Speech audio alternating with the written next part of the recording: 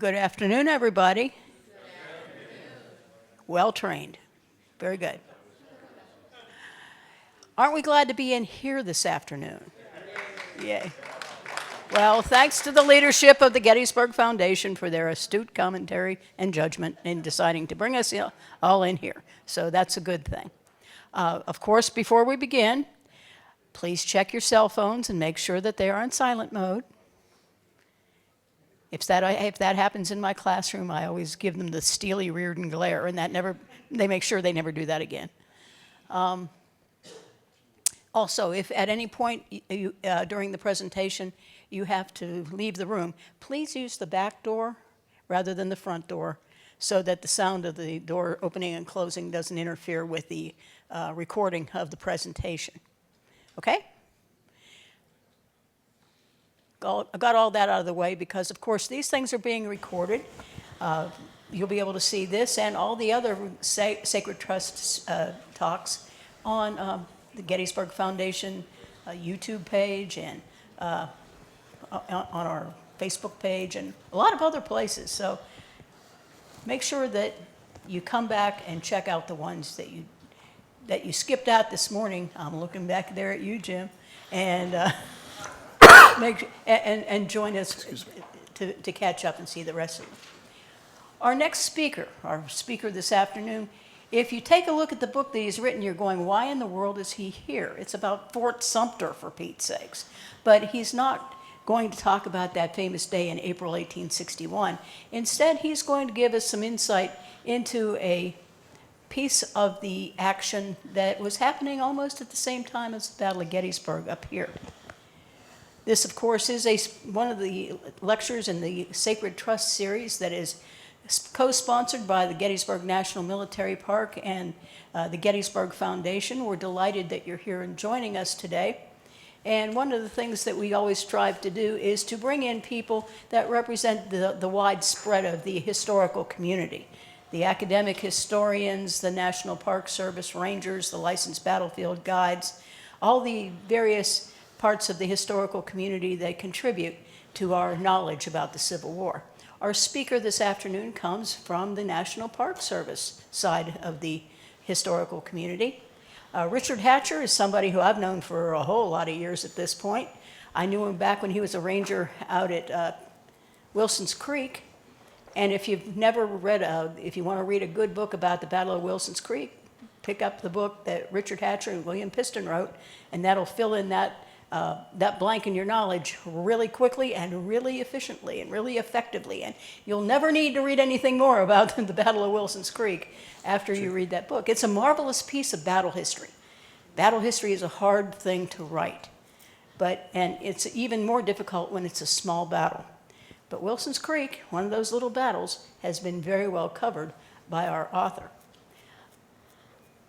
Rick, after his spending so much time at Wilson's Creek, accepted another and bigger challenge. Beginning in 1992, he moved over to Charleston, South Carolina, and became the historian at Fort Sumter and Fort Moultrie National Historical Park. Nobody gets as completely into a source material, a base of source material, as the historians at a national military park. And that's what Rick's been doing for all these years. And we are really grateful that he's finally pulled all that together and to give us our best modern historical study of that famous place. We're not going to get the full story about the entire history of Fort Sumter, but we're going to focus on a piece that we are doing primarily because there's at least several members of the Naval Service in the room that really feel like they've been neglected over the years, and we want to make sure that we check that block and give them an opportunity. So Rick is here to talk about all this, about this attack called the Ironclad Attack, a 2.5-hour battle, 90 tons of projectiles. Wow. The soundly defeated United States Navy, having lost one ship and suffering damage to others, is going to retreat after this. So not everything that happened in July of 1863 resulted in a Union victory. So here's another one of those neat little pieces of the puzzle that expand our knowledge and understanding of the strategic picture in 1863. So please welcome Rick Hatcher.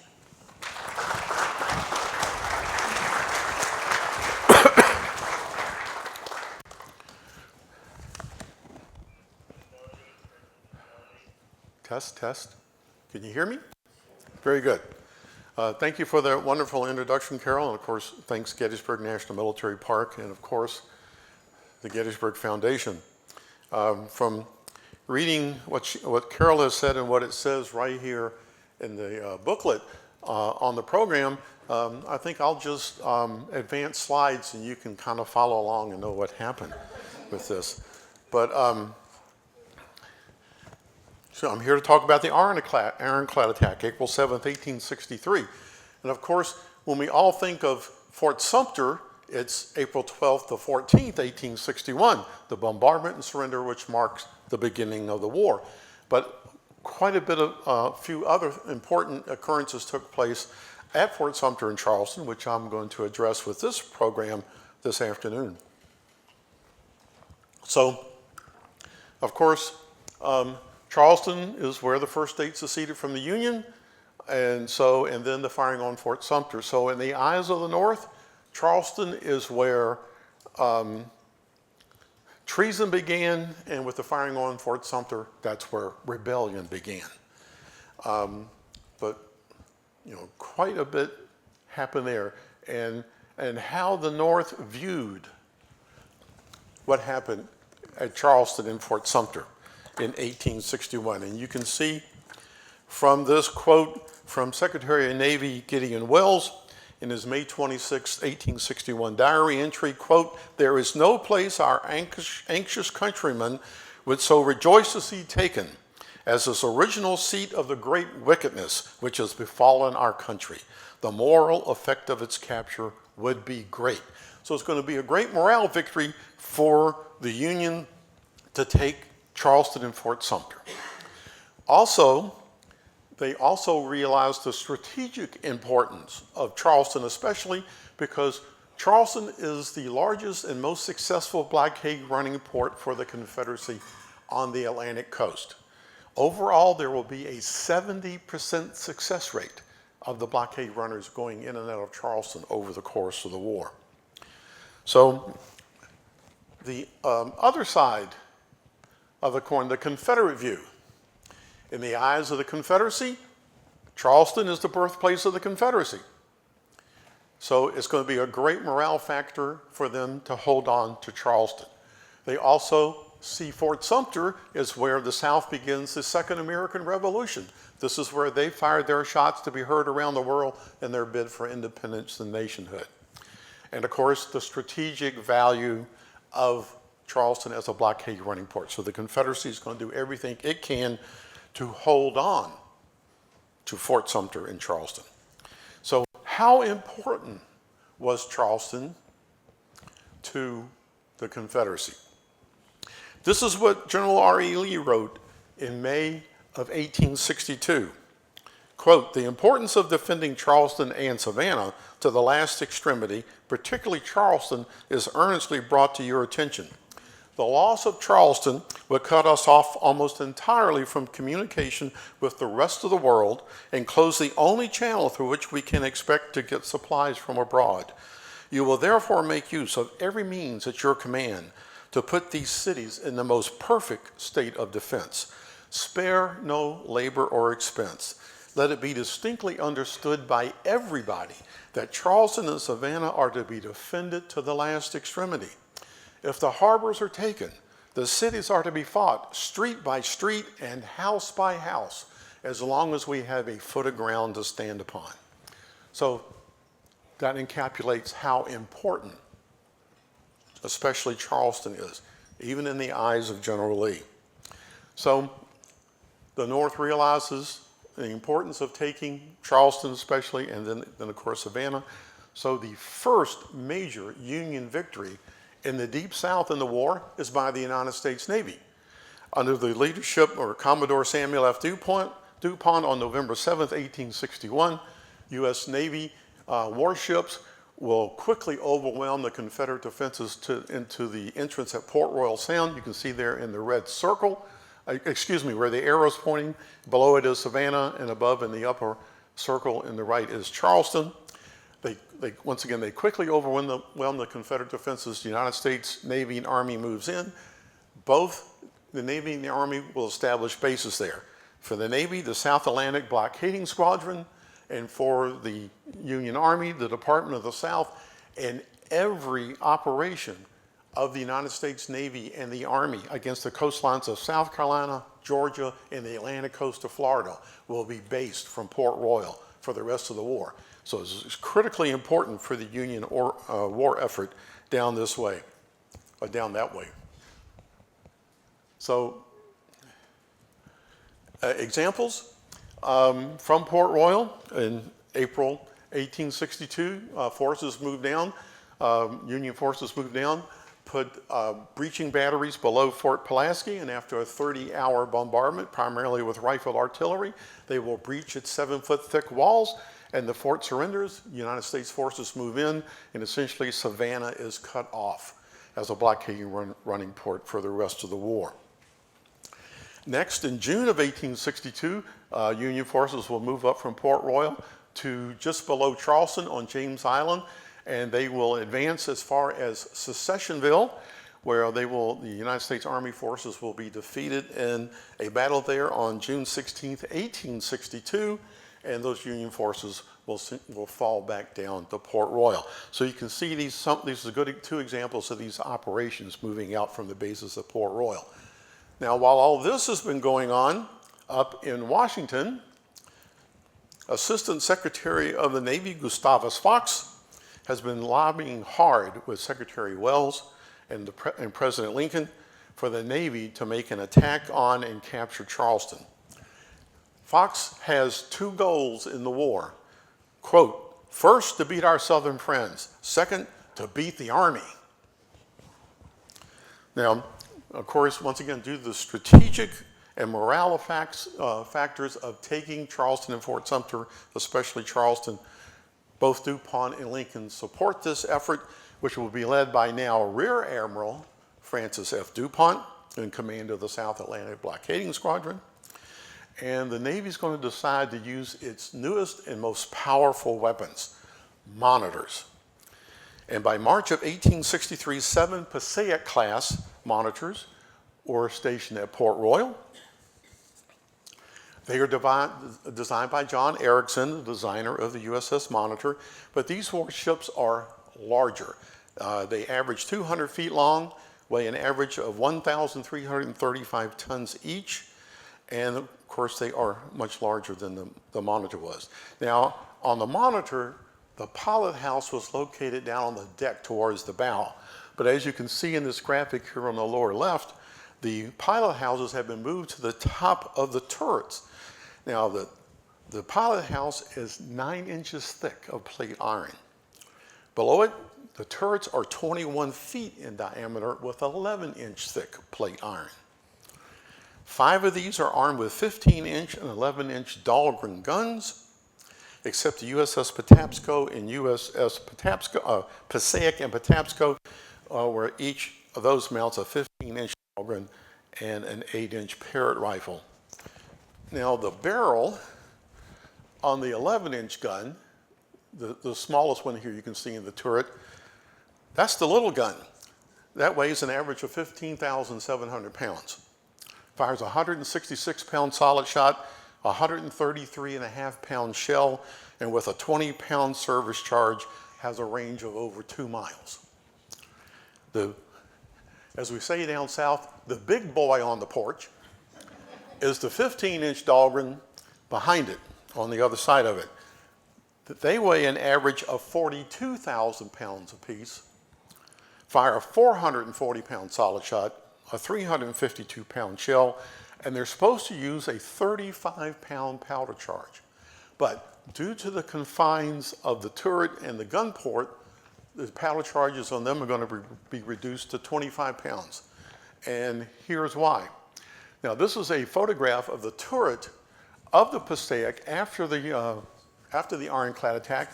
You can see the dents from the Confederate rounds right behind that guy, that sailor. But And here you can see the 8-inch Parrott round coming out of the gun port. But look at the 15-inch gun. The muzzle is too big. It cannot be brought out of the gun port to fire.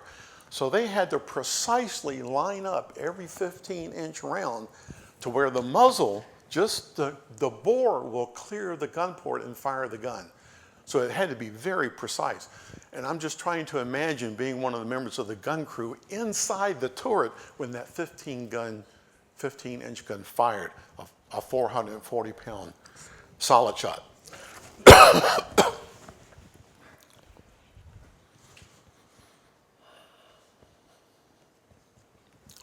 Now,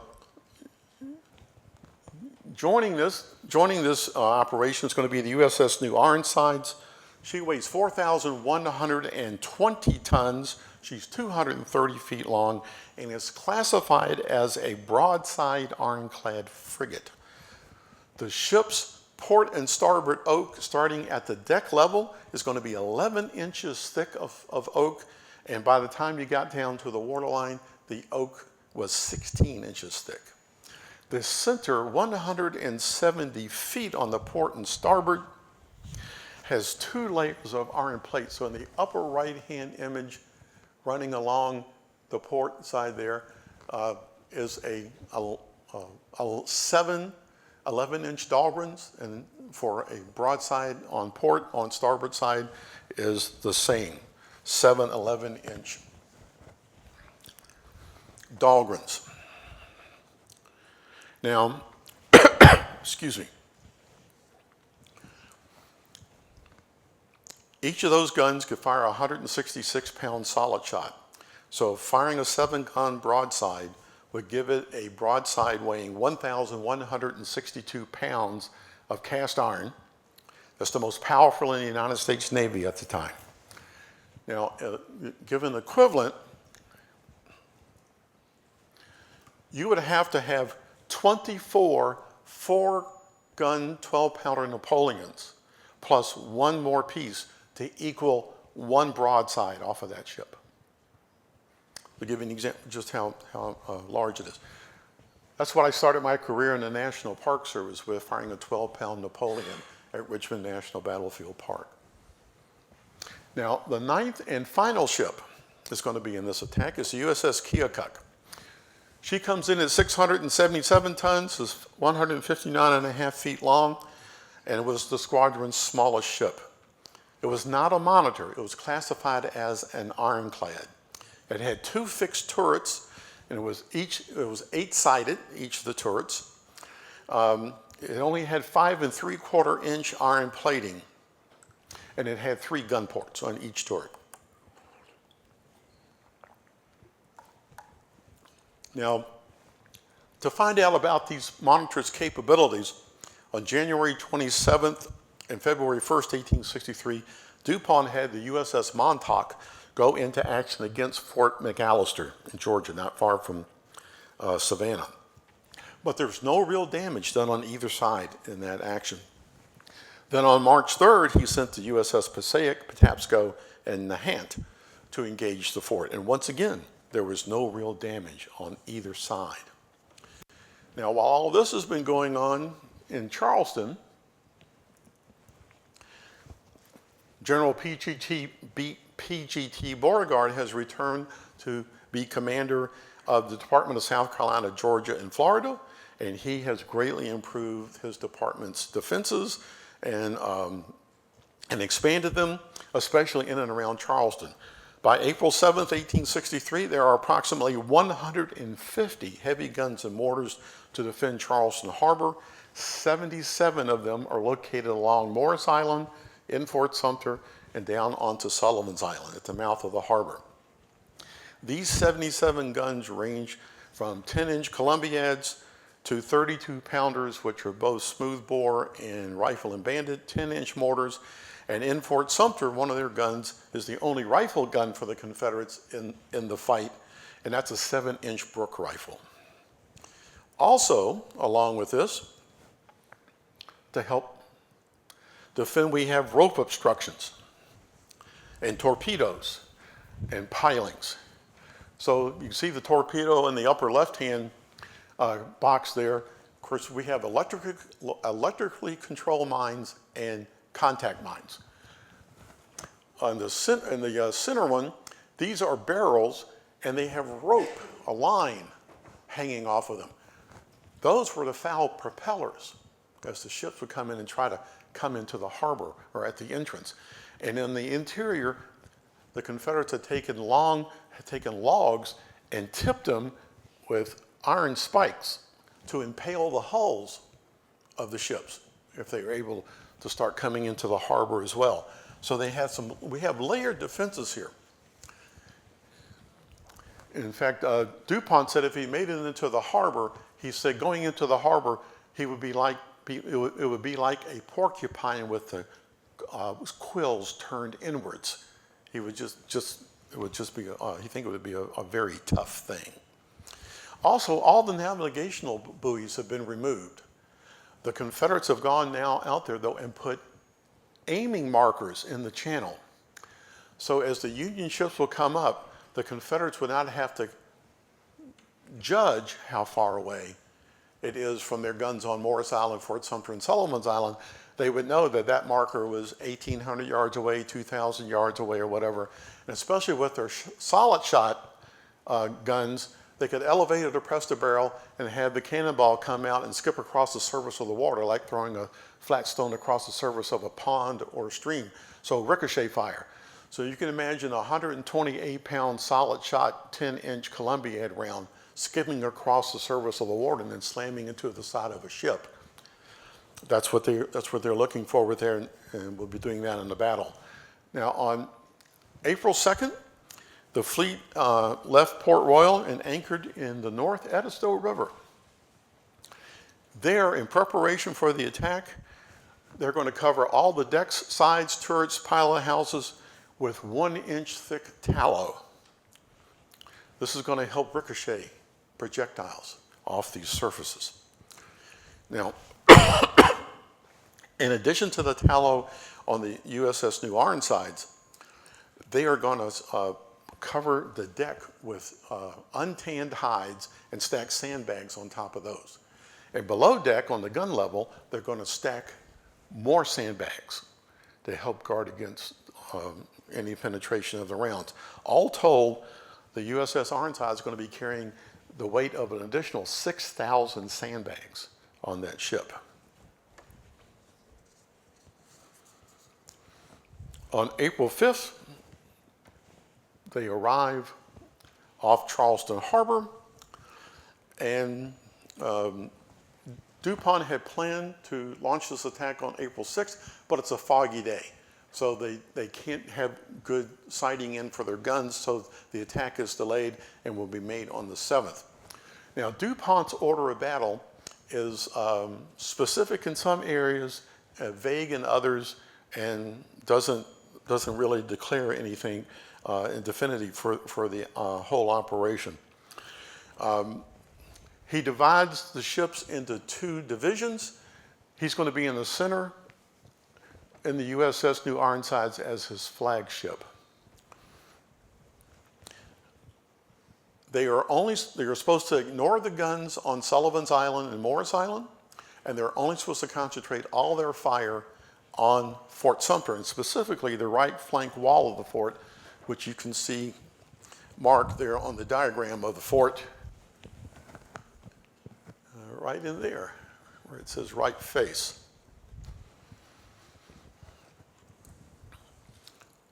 When they're 600 to 800 yards off that wall, they were to open fire and reduce the fort. Once that was accomplished, all the ships are supposed to move back down off Morris Island, and then 5 wooden warships in the reserve squadron are supposed to move up, and all those ships, the monitors, the ironclads, are supposed to join in and reduce the Confederate fortifications on Morris Island. Now, exactly why he wanted to do that, he's not clear. We assume that he wants Major General David Hunter is here in the north area of Folly Island, right here in the lower left-hand corner of the slide. And there's no real clear indication, but DuPont possibly may be thinking that if we can reduce the Confederate defenses on Morris Island, Hunter will send the Army across and take Morris Island. Also, there's nothing in DuPont's order saying that they would advance and into Charleston Harbor after reducing Fort Sumter. It just isn't there. Now, the attack is not going to begin until after the high tide had turned, because the outgoing current from that outgoing tide is very strong at Charleston Harbor, and if any of the Union warships became disabled and it was on an incoming tide, that disabled ship could work its way and drift into Charleston Harbor and be captured by the Confederates. So DuPont thinks we're only going to make this attack on the outgoing tide, so if we have any ships disabled, they will drift back out to sea and won't fall into enemy hands. Also, it's a bad side of this because it's an outgoing tide and it's so strong, it's going to make it more difficult for the Union ships to maneuver and also maintains proper speed. The USS Weehawken is going to lead the attack. Now, on the bow of this ship is what was nicknamed the Devil, but it was actually what they called a torpedo raft. It's 50 feet long, 27 feet wide, and it weighs 90 tons. It's attached to the bow of the ship with chains, and underneath, it's got grappling hooks. You can see in the lower right there on the upper slide of the ship. Now, what that's supposed to do, those prongs are supposed to hook torpedoes, and then they're supposed to be dragged up onto the deck of that floating raft. Now, who wants to be a member of the crew to volunteer to go out on something that's not permanently attached to the bow of the ship, that's moving with the waves, and you've got contact mines you're trying to draw up from these hooks onto the deck? I don't think I want to volunteer to be a part of that effort. So this doesn't work at all, and during the battle, they're going to jettison that thing and it's going to float off onto Morris Island. But what we have right there with that torpedo raft is the U.S. Navy's first minesweeper.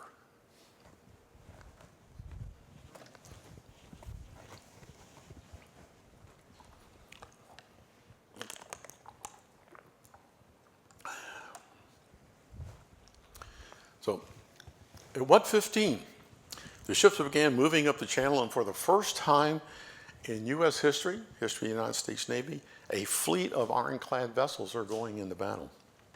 Colonel Alfred Moore Rhett, commanding Fort Sumter, telegraphed Beauregard's headquarters in Charleston, "The turrets are coming." Word quickly spread through the city, much like they had done to witness the April 12th and 13th bombardment in 1861. The people of Charleston crowded up onto the battery to watch the battle.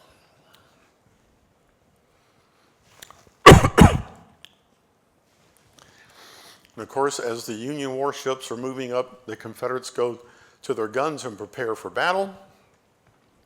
And in Fort Sumter at 2:30 p.m., Colonel Rhett had the long roll beat and every disposition made ready for battle. And about 25 minutes later, quote, and this is in his OR report, quote, "The garrison, regimental, and palmetto flags were hoisted and saluted by 13 guns, the band playing the national air." And in the upper slide, you can make out, the First National Confederate flag on the right. Over here on the left is the regimental flag of the 1st South Carolina and the palmetto flag of South Carolina. This is not hyperbole by the colonel.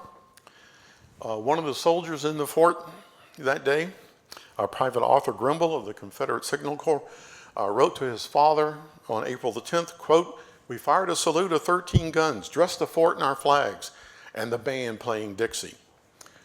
To my knowledge, this is the only formal opening of a combat action in the war. About 3 o'clock, Fort Moultrie opened the battle with firing at the Weehawken, which the range was too great, so the round falls short. About 5 minutes later, the warship opened up on Fort Sumter. Now, right after that, a Confederate shell exploded near the waterline of the Weehawken. While it did no damage, it was thought they had made contact with a torpedo. The ship continued up the channel, but as it neared the rope instructions, it served to avoid the becoming entangled, and this started to create a disruption in the Union line. So you can see the Union ships in line coming up. There's the Weehawken, and she's veering out of line now. And these ships were supposed to maintain a 200-yard gap between each ship. And so if you ever talk about hearing about ships of the line and coming up in battle, so there's the ships of the line.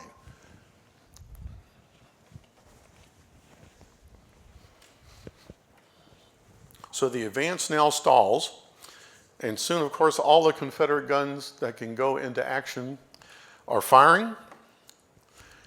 And as was in the outline, over the course of the 2.5-hour battle, these 77 heavy guns and mortars fired 2,527 rounds, a total of 73.5 tons on the Confederate side. That averages 5 rounds every 12 seconds for 2.5 hours. But only 396 actually hit the ships. However, this is an 18% success rate, which is much better than the normal in an action like this with 10%. So the Confederates did a very good job overall with their hits. And this doesn't include shell fragments from 10-inch Columbia head rounds that have exploded near these ships and slamming into the decks, the turrets, pilot houses, and also great plumes and columns of water that are rising up as the rounds hit by the ships and send these columns of waters raining down on the pilot houses, decks, and turrets of the ships. Now, in turn, the Union ships, their 32 guns will fire a total of, 139 shot and shell, 124 at Fort Sumter, 13 at Fort Moultrie, and 2 at Battery Wagner. Their rounds will total 16 tons in the action. But the narrow viewing slits in the pilot houses restricted, of course, the pilot's ability to maneuver. Also, they were fighting the outgoing tide, and they had to avoid ramming each other. Also, the smoke from the guns on both sides obscure Fort Sumter, and so it's not the easiest target to hit. While all the ships were struck, the damage ranged from serious to very minor. The number of hits on the monitors range from the Montauk receiving only 14 hits, where the Weehawken and Nantucket each suffered 51. The new Ironsides, due to the rope obstructions, she had trouble finding a position where she could use her broadsides against Fort Sumter without possibly hitting some of the ships to her front. So she would fire only 8 rounds, a 7-gun broadside at Fort Moultrie and 1 8-inch Parrott round at Battery Wagner. Around 3:30, due to the problems of maneuvering in the channel, she dropped anchor over a 2,000 or 3,000 pound electrically controlled Confederate torpedo. After repeated attempts to have the mine detonate, the Confederates were unable to get a charge to activate it. And after the battle, the Confederates went out to inspect the line and found where at some point a wagon had run over the cable and cut it. So that probably saved the USS New Ironsides from literally being blown out of the water. Overall, at the end of the fight, the New Ironsides had been hit about 50 times, but she's so big and heavily armed to receive really no damage. The Keokuk moved up closest than any other of the Union ships, within 550 yards of Fort Sumter's walls. In 30 minutes, she was hit 90 times, of which 19 penetrated her armor at or near the waterline. Its commanding officer reported, quote, "In short, the vessel was completely riddled." The ship only fired 3 rounds, all at Fort Sumter. and no longer able to defend itself, she would drop out of battle and anchor in the smooth water not far from Morris Island. The crew worked all night to keep it afloat, but rough water the next morning poured into the ship, and at 7:30 a.m. the Keokuk sank upright in 18 feet of water, about 1,800 yards off Morris Island.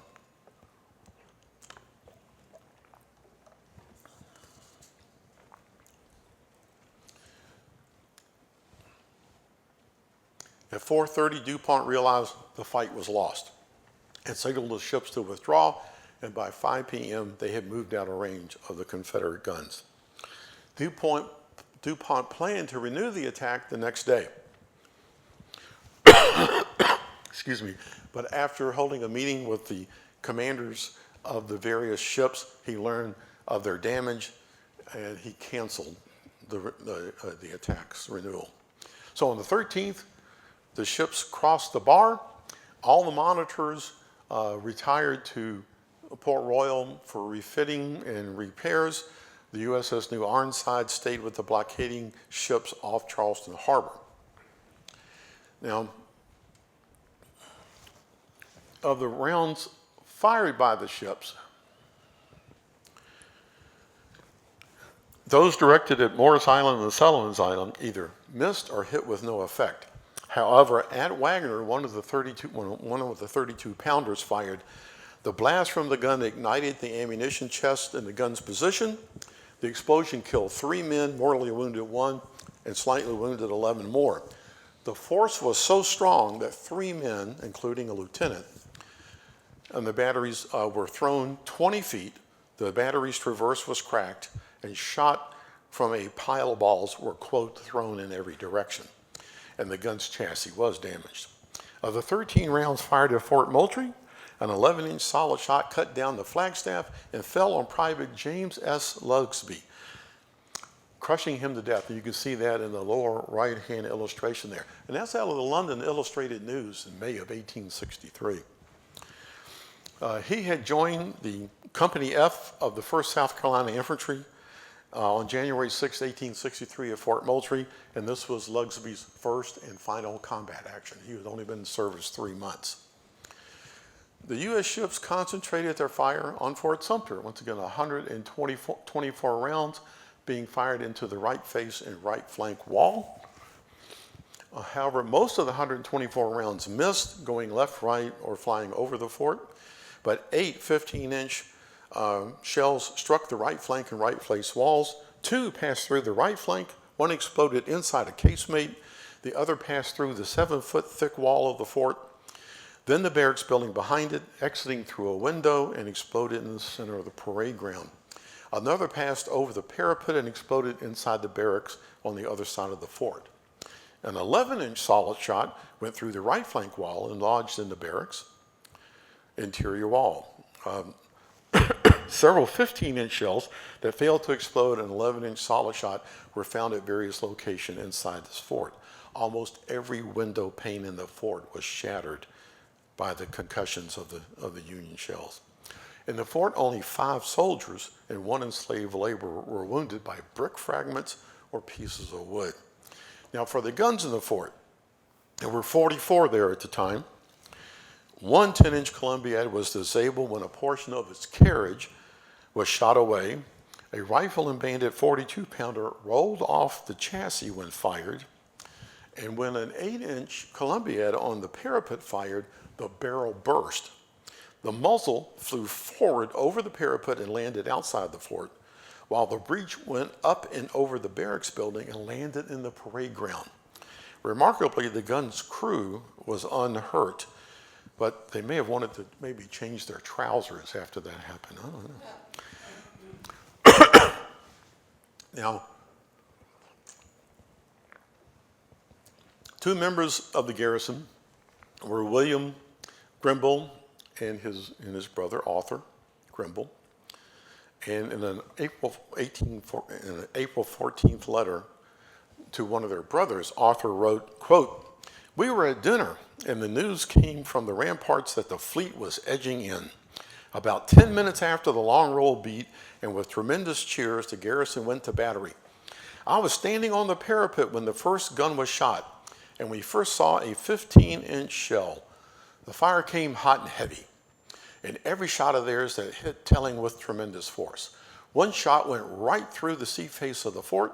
2 shells burst in the parapet, knocking it to flinders, causing a crack in the wall of good size. The fort was breached in 3 places, and if the fight had lasted 6 hours, I believe the fort would have been knocked to thunder. Now, William, in a letter to their sister a few days later, gave this account of the battle. Quote, "To sum it up shortly, we fired, they fired. They fired, we fired. When they left, we were glad. When they did not come back, we claimed a wonderful victory." That is the best description of a combat action I have ever read. Best of all time. Now, of course, after the fight, the Confederates began working on making temporary repairs and other repairs to the damages. After the battle, April 7th, Brigadier General Roswell Ripley went out to the fort to inspect for the damages. And the next day, in a telegram to Charleston, he wrote, "The Keokuk is a submarine battery." On April the 9th, the South Carolina House of Representatives and Senate passed a unanimous resolution giving thanks to the defenders of Charleston Harbor.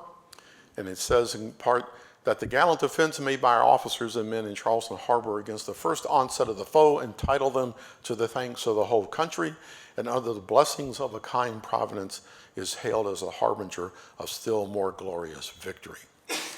And bravado for a young Confederate soldier, once again Private Grimble, who wrote to their father after the battle, quote, "But the white flag will never hang over Fort Sumter.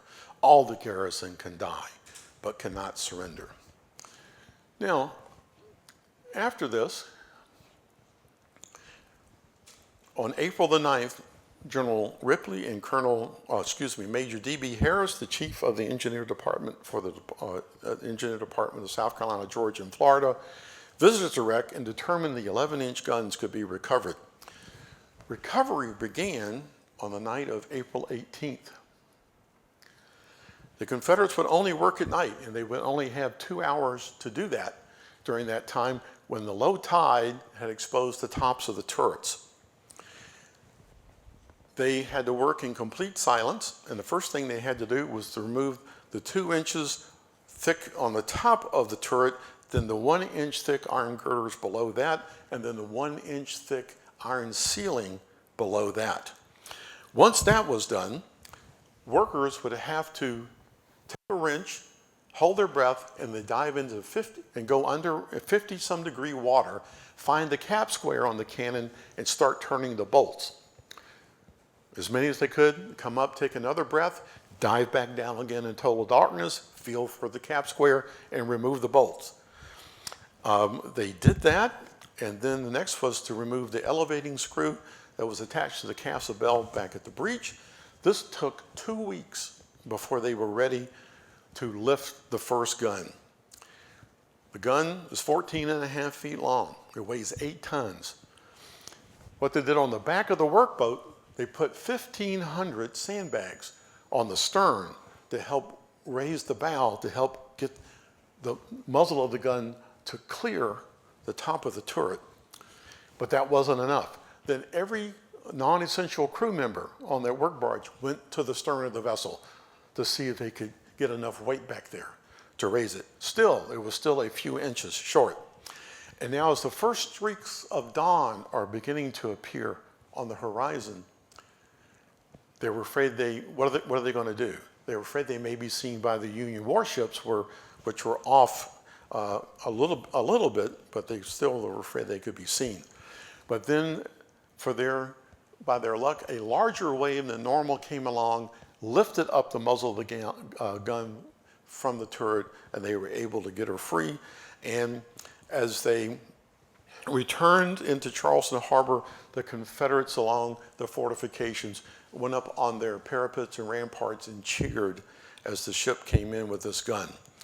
On May 6th, the second gun was recovered without incident. Now today, if you go to the battery in Charleston, you will see one of the guns off the Keokuk. Those are the photographs of it there. One gun was mounted in Fort Sumter until September of 1863, and then it was transferred to Battery Ramsey, which was on the battery in Charleston. We have no records of that gun. We don't know what happened to it. The other 11-inch gun was placed in one of the Confederate batteries on Sullivan's Island.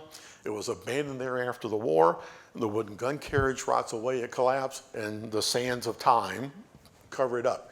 In 1898, U.S. Army soldiers stationed in Fort Moultrie found it, and it was recovered, and in 1899, it was mounted on the battery where it is to this very day.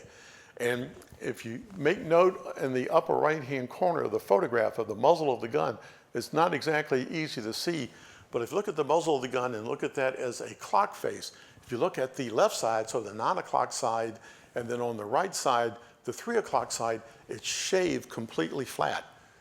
The Federals did that for those 11-inch guns so they could roll them, get them out of the gun ports to fire. So we talk about witness trees here at Gettysburg, and other things. This is a witness gun. We can put it on a ship, USS Keokuk, in a battle. So we know where and when, and that's the only one that we know of.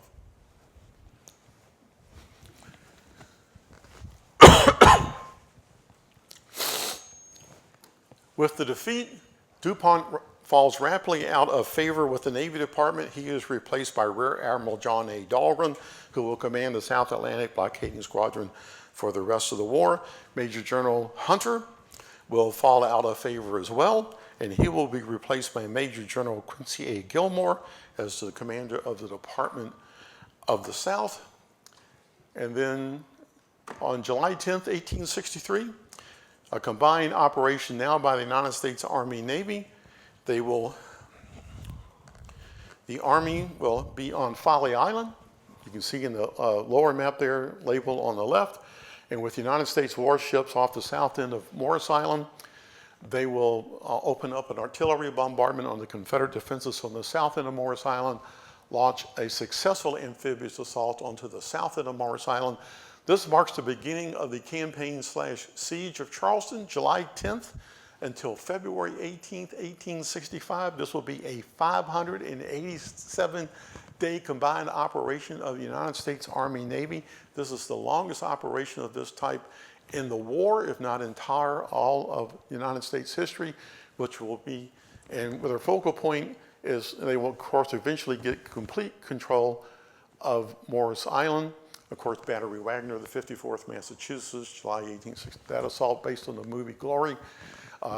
Mount large breaching guns to bombard Fort Sumter. The objective is we have to reduce Fort Sumter in order for us to be able, for the Navy to fight its way into Charleston Harbor. Of course, they won't be able to do that. Over the course of the siege operation, the United States Army alone, we still don't know exactly how many rounds fired by the Navy, but there will be 7 million pounds of artillery projectiles fired at Fort Sumter over the course of this operation.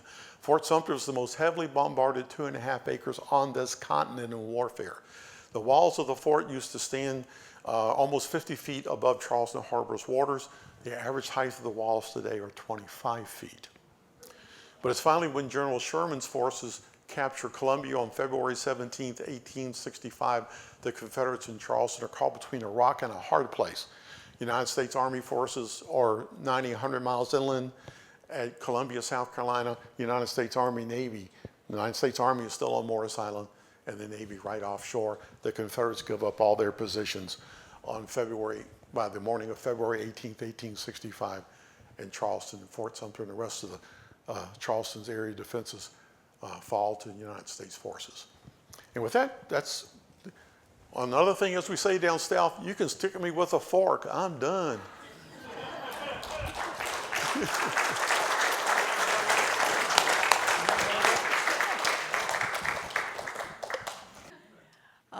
Please stop in the rotunda and take a look at the display of artifacts that were uncovered in the recent rehabilitation of Little Round Top.